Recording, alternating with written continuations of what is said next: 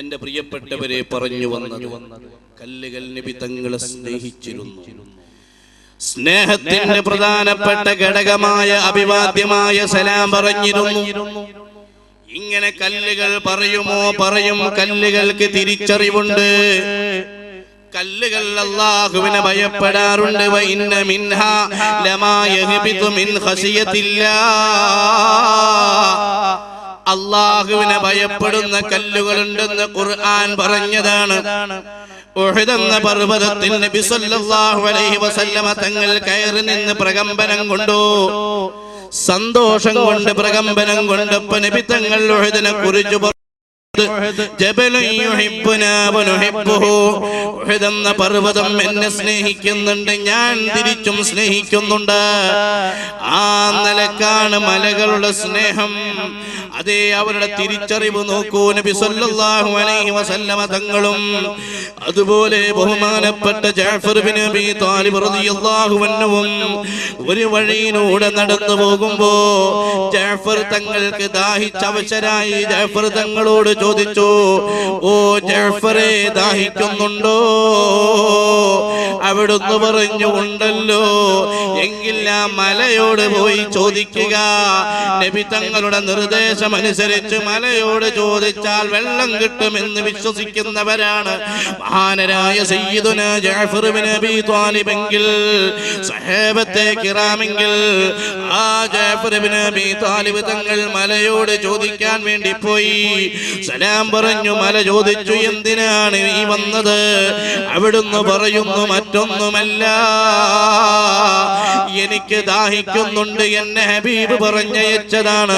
ബഹുമാനപ്പെട്ട നബി സല്ലല്ലാഹു അലൈഹി വസല്ലമ തങ്ങൾ അവിടുന്ന് പറഞ്ഞയച്ചതാണ്, വെള്ളത്തിന് വേണ്ടി പറഞ്ഞയച്ചു. നീ ഒരു മലയല്ലേ, നിന്റെ ഉള്ളിൽ അന്തർഭാഗത്ത് ജലസമൃദ്ധി ഉണ്ടാകുമല്ലോ, അതുകൊണ്ട് ഉറവായോ മറ്റോ കുറച്ച് വെള്ളം ഇങ്ങോട്ട് തരുമോ എന്ന് ചോദിക്കുമ്പോ ഈ മല പറയുന്നു, ഓ അല്ലാഹുവിന്റെ ദൂതര് പറഞ്ഞയച്ച വ്യക്തി, സഹോദരാ, ഒരു കാലത്ത് ജലം കൊണ്ട് സമൃദ്ധമായിരുന്ന ഈ ഞാൻ ഇനി ഇപ്പോൾ വെള്ളമില്ലാത്ത ഒരു പാവപ്പെട്ട വറ്റിയുണങ്ങിയ മലയാണ്. എന്തേ കാരണം? ഖുർആനിൽ ഒരായത്തിറങ്ങിയ വിവരമറിഞ്ഞു.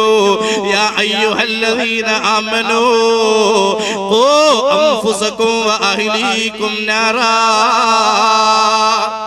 സത്യവിശ്വാസികളെ, നിങ്ങളെയും നിങ്ങളുടെ കുടുംബത്തെയും നിങ്ങളുടെ ശരീരത്തെയും കുടുംബത്തിന്റെ ദേഹങ്ങളെയും നരകത്തീയെ തൊട്ട് കാക്കണം. നരകത്തിൽ കത്തിക്കുന്നത് വലിയ പാറകളാണ്, കല്ലുകളാണ്. ഭൗതിക ലോകത്തെ തീയിൽ ഒരു ചെറിയ കല്ലിട്ടാലും അത് കരിഞ്ഞു പോവാറില്ല, ചൂടായി നിൽക്കുക എന്നുള്ളതല്ലാതെ കത്തിച്ചാമ്പലാവാറില്ല.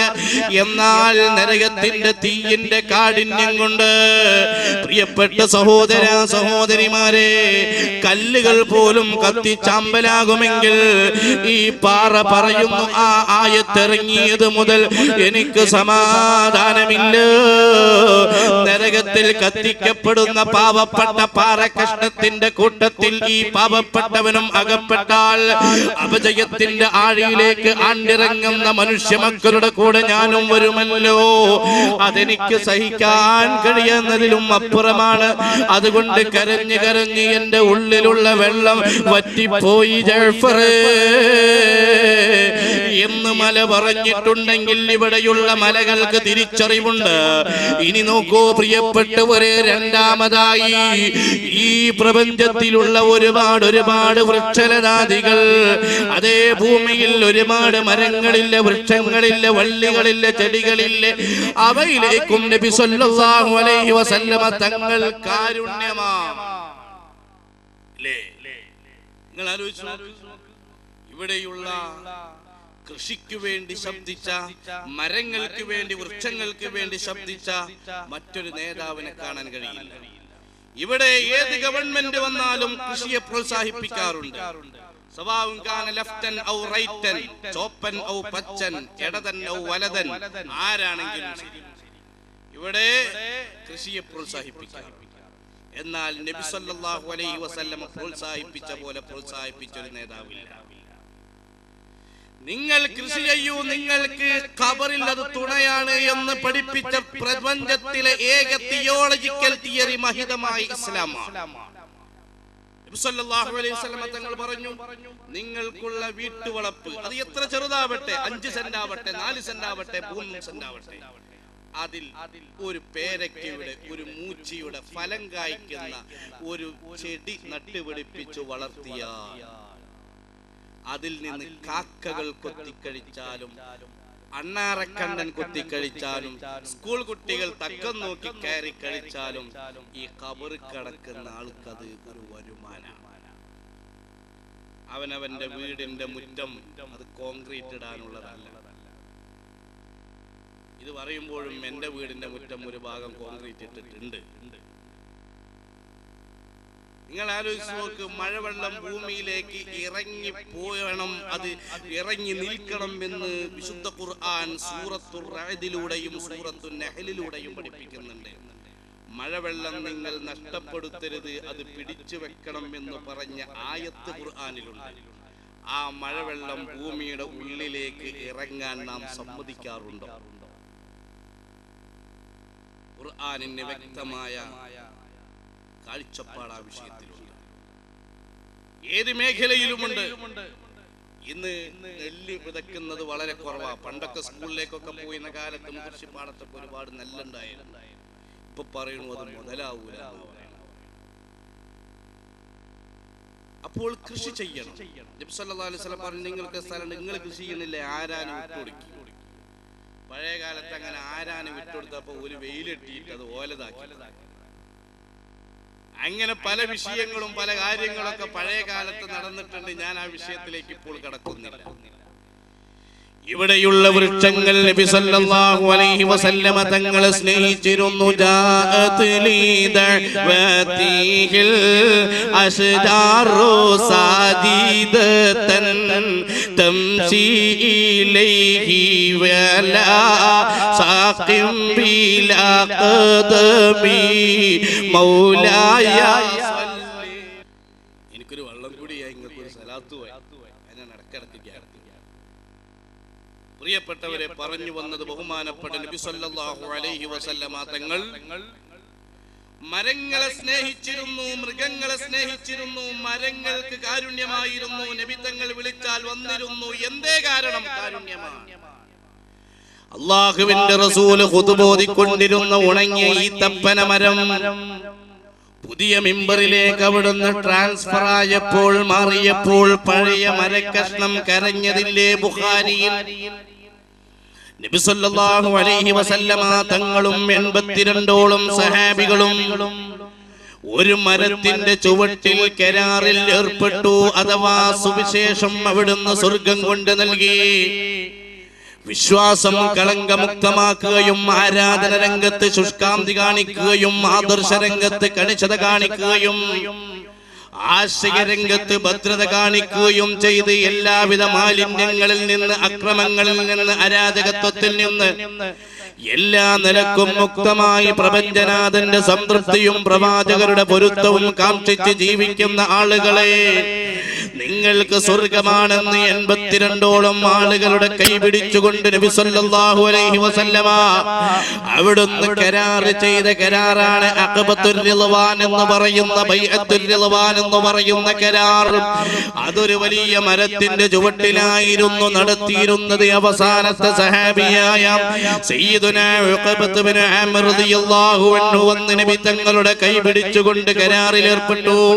അതിനുശേഷം അവിടുന്ന് ചോദിച്ചു, നബിയേ, ഈ കരാർ ഞാൻ ശിരസാ വഹിച്ചാൽ എനിക്ക് എന്താണ് നേട്ടം എന്ന് പറഞ്ഞപ്പോ, അനളമീനുൽ ലകലിൽ ജന്ന, നിനക്ക് ഞാൻ സ്വർഗം കൊണ്ട് റെസ്പോൺസിബിലിറ്റി ഏറ്റെടുക്കാൻ തയ്യാറാണെന്ന് പറഞ്ഞുവെങ്കിൽ ആ നബി സല്ലല്ലാഹു അലൈഹി വസല്ലമ തങ്ങളും സഹാബത്തും ആ മരത്തിന്റെ ചുവട്ടിൽ വിശ്രമിച്ച് കരാറിലൊക്കെ കഴിഞ്ഞു നിൽക്കുമ്പോ മരത്തിന്റെ മുകളിൽ നിന്ന് വെള്ളം താഴോട്ട് വീഴുന്നു. ആരും കയറി മൂത്രമൊഴിച്ചതല്ല, വെള്ളം ഇറ്റി വീണതല്ല, മഴ പെയ്തതിന്റെ പേരിൽ. മഴ പെയ്താല് നമ്മൾ ചിലപ്പോ മൂച്ചിന്റെ ഒട്ടുക്കോ പ്ലാവിന്റെ ഒട്ടുക്കോ ഒക്കെ ഓടിപ്പോയി നിന്നു നിൽക്കുക. അപ്പൊ കാണാൻ വലിയ തുള്ളി ഇങ്ങനെ വീഴും. പലപ്പോഴും ഉണ്ടാവാറുണ്ട്. അതാ പണ്ട് കുറുക്കൻ പറഞ്ഞത്, മഴയത്ത് ഇങ്ങനെ ഓടിയ സമയത്ത് ഒരു മരം കണ്ടപ്പോ അതിന്റെ ചോട്ടിക്ക് നിന്നു. അപ്പൊ വെള്ളം ഒറ്റയപ്പോ കുറുക്കൻ പറഞ്ഞു, ഇത്രേ ഈ കൊണ്ടോല കൊള്ളുന്നേക്കാളും നല്ലത് നേരിട്ട് കൊള്ളുക എന്ന് പറഞ്ഞിട്ട് പിന്നെയും വണ്ടി കയറണം. കാരണം ഈ മഴ ഇങ്ങനെ കൊണ്ടിട്ട് പിന്നെ ഇങ്ങനെ വലിയ വലിയ തുള്ളിയായിട്ടാ വരുന്നത് അല്ലേ. ബൈക്കുമൊക്കെ പോകുമ്പോ ഇതിന്റെ ഒക്കെ ചോട്ട് കൂടെ പോകുമ്പോ ആണ് ഇങ്ങനെ മുഖത്ത് ഇങ്ങനെ അടിക്കുന്നു. അങ്ങനെ അടിച്ച് ചില ആൾക്കാർക്കൊക്കെ നിസ്കാരത്തായ്മ ഉണ്ടാവാറുണ്ട് അല്ലേ. അപ്പൊ ഞാൻ പറഞ്ഞു വന്നത്, എന്റെ പ്രിയപ്പെട്ട സഹോദരന്മാരെ, ഈ മരം എന്താണ് വെള്ളം മുതിർത്തത്? മഴ പെയ്തതല്ല, ആരും കയറി മൂത്രമൊഴിച്ചതല്ല. നബി സല്ലല്ലാഹു അലൈഹി വസല്ലമ തങ്ങൾ ചോദിച്ചു, എന്താ? ആ മരം കരയുകയാണ് നബിയേ. 82ഓളം സഹാബത്തിന്റെയും അങ്ങയുടെയും സഹവാസം കൊണ്ട് സായോജ്യമടഞ്ഞ് സംതൃപ്തിയിലായിരിക്കെ ഞാനൊരു കാര്യം ചിന്തിച്ചു പോയി. ഇതുവരെ ഞാൻ സന്തോഷത്തിലാണ്. ഈ ഭൗതിക ലോകത്തെ ഈ ചുരുങ്ങിയ സമയമല്ലേ എനിക്ക് അനുഭവിക്കാൻ കഴിഞ്ഞത്.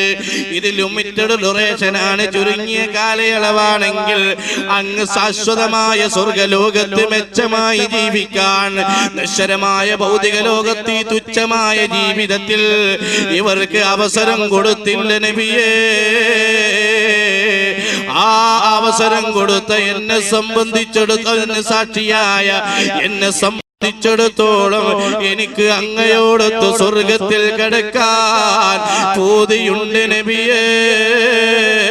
അതുകൊണ്ടാണ് ഞാൻ അടക്കി പിടിക്കാൻ കഴിയാത്ത ദുഃഖം കൊണ്ട് കരഞ്ഞു പോയതെന്ന് പറഞ്ഞപ്പോ, അന്തിമഈ ഫിൽ ജന്ന, നീ എന്നോട് കൂടെയാണെന്ന് നബി സല്ലല്ലാഹു അലൈഹി വസല്ലമ അവിടുന്ന് പറഞ്ഞിട്ടുണ്ടെങ്കിൽ, എന്റെ പ്രിയപ്പെട്ട സഹോദരാ, എന്റെ പ്രിയപ്പെട്ട സഹോദരിമാരെ, പ്രിയപ്പെട്ട കൂട്ടുകാരെ, ബഹുമാനപ്പെട്ട നബി സല്ലല്ലാഹു അലൈഹി വസല്ലമ തങ്ങൾ അവിടുന്ന് പറഞ്ഞ് സമാധാനിപ്പിക്കുന്നു.